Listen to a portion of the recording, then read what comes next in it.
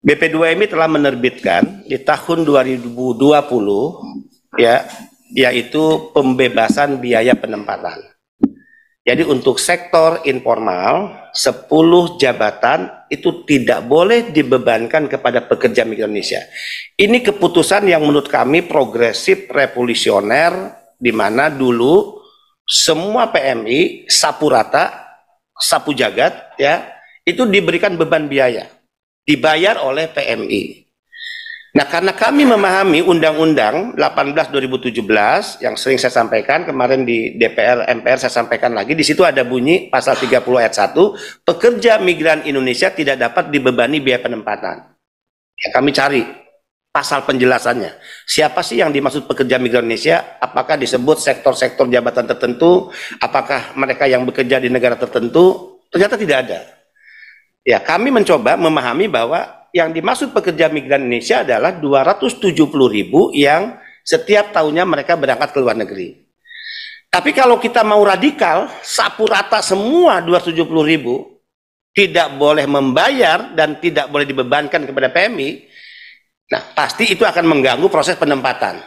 Sehingga kami mengklaster, ya, mengklaster secara soft, bahwa yang kita jamin agar mereka tidak membayar kalau ingin berangkat ke luar negeri untuk 10 sektor jabatan yang sektor informal. Siapa saja misalnya mereka? Pengasuh bayi, ya, pekerja rumah tangga, kemudian tukang bersih taman, apa?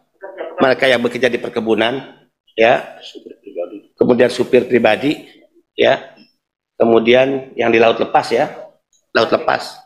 Siapa lagi ya? 10 tuh.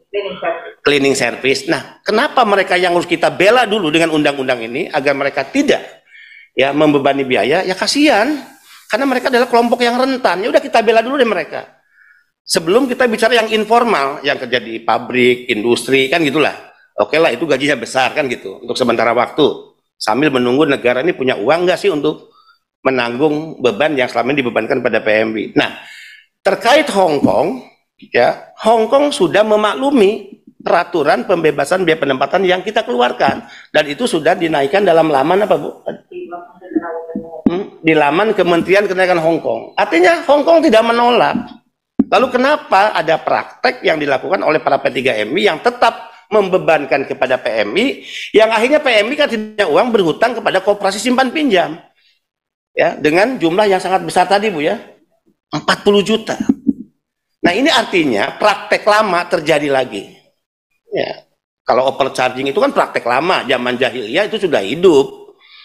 Cuma nggak berani disentuh aja kan dulu.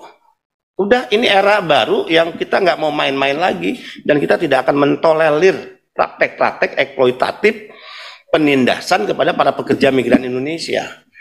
Contoh Taiwan. Taiwan menolak peraturan badan tentang pembebasan biaya penempatan. Itu pernah saya ungkap dulu ya. Saya tuh dilobi 14 kali agar tidak memberlakukan peraturan badan pembebasan biaya penempatan itu. Bahkan saya sebutkan, 1 kali pendekatan kepada saya dilakukan di sebuah kamar, di sebuah hotel yang ada di Jakarta ini. Saya buka tuh kepada publik. Bahkan janjinya, ya udah kalau Anda mau tidak memberlakukan ini, saya akan ajak Anda untuk bertemu semua dengan agensi yang ada di Taiwan. Wah, keren bener tuh. Berarti ada apa tuh kalau saya mau diajak ketemu?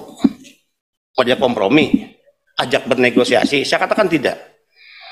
Kecuali saya katakan, karena alot, kecuali Anda melakukan 2 hal kepada para pekerja kami. 1, naikkan gaji ya para pekerja kami sektor domestik dari 7.000 dari apa? 17.000 NT menjadi 20.000 NT. Dan kami minta apa yang selalu Anda syaratkan kepada pekerja kami yang itu tertulis dalam form sebelum mereka keluar dari Indonesia, dan form itu menjadi syarat keluarnya visa di kedutaan Anda, yaitu dia harus menandatangani persetujuan 60.000 NT yang disebut service agency. Kecuali Anda coret itu, keluarkan itu. Karena bagi saya adalah Anda tidak fair mengeluarkan aturan negara Anda tapi diberlakukan pada warga negara kami ketika mereka masih ada di negara kami. Itu kan tidak fair. Kalau dia punya aturan itu, ya dia berlakukan di sana. Kenapa diberlakukan di sini? Dan akhirnya Taiwan menyetujui. 1, menaikkan gaji dari 17.000 NT menjadi 20.000 NT. Itu kenaikan yang paling dahsyat setelah 7 tahun tidak mengalami kenaikan para pekerja kita. Kemudian mereka menghilangkan sekarang, bisa dicek. Sekarang tidak ada lagi. Karena service agency itu begini, kenapa kita harus tolak? Ini kan sudah terjadi lama juga sebetulnya. Tapi negara juga menikmati ini sih. Mohon maaf, yang disebut menikmati itu bukan nikmatin duitnya. Menikmati penindasan ini dengan membiarkan, itu maksud saya. Nah, termasuk mungkin BP2MI juga, udah tahu kok penindasan itu terjadi, kok dibiarin. Service agency itu begini, bahwa setiap pekerja kita mungkin membutuhkan pelayanan dari agensi yang ada di Taiwan. Hal-hal yang terkait kebutuhan informasi, pelayanan ya lebih memudahkan. Oke, tapi sifatnya itu kan seperti ilustrasinya, saya butuh dokter. Kalau saya sakit, saya demam sedikit, saya datang ke dokter, minta advis, minta resep, kemudian atas kerja dokter saya bayar, kan gitu. Tapi kalau ya saya nggak sakit, saya nggak demam, saya nggak flu, saya sehat-sehat aja, ngapain saya membutuhkan pelayanan dokter? Itu ilustrasinya. Nah dulu itu ditulis lebih dulu dalam form, dan itu menjadi syarat, kalau itu nggak ditandatangani, nggak keluar visanya. Jadi bisa menggagalkan orang Indonesia untuk bekerja ke luar negeri, ya. Nah, kecuali seperti itu, kemudian Naker mengeluarkan surat atas permintaan Indonesia, di mana Taiwan menambah gajinya pekerja kita dan menghilangkan fee agency 60.000 NT itu 32 juta loh. Itu hilang, tidak lagi tercantum, maka Perban 09 pembebasan biaya penempatan tidak diberlakukan di Taiwan. Karena kalau kita hitung, kita masih untung banyak lah. Artinya pekerja migran Indonesia masih untung banyak. Ya 32 juta hilang, kemudian tadi gaji naik dari 17.000 NT menjadi 20.000 NT. Hong Kong tidak mempermasalahkan. Dan kita ingin nanti, kalau ada negara-negara lain juga yang menolak, ayo duduk lagi dengan kita. Tawar-menawar, lu naikin dong pekerja kita. Itu yang kita ajak kepada negara-negara penempatan lain. Dan itu harusnya bukan tugas hanya BP2MI. Ya. Dan Perban ini kan jujur lah, berdarah-darah. Saya katakan, ada pihak yang menggunakan kekuasaan politik kok yang menekan saya agar Perban ini tidak diberlakukan, tidak dikeluarkan oleh BP2MI. Jadi saya katakan saya sudah melewati ya tekanan politik kekuasaan dan godaan setan yang terkutuk ya dalam hal menerbitkan Perban 09 tentang pembebasan biaya penempatan. Udah lewat semua lah itu ya. Dan saya hadapi itu nggak ada ya satu pihak, satu kekuatan apapun yang bisa menekan saya untuk saya mencabut Perban itu.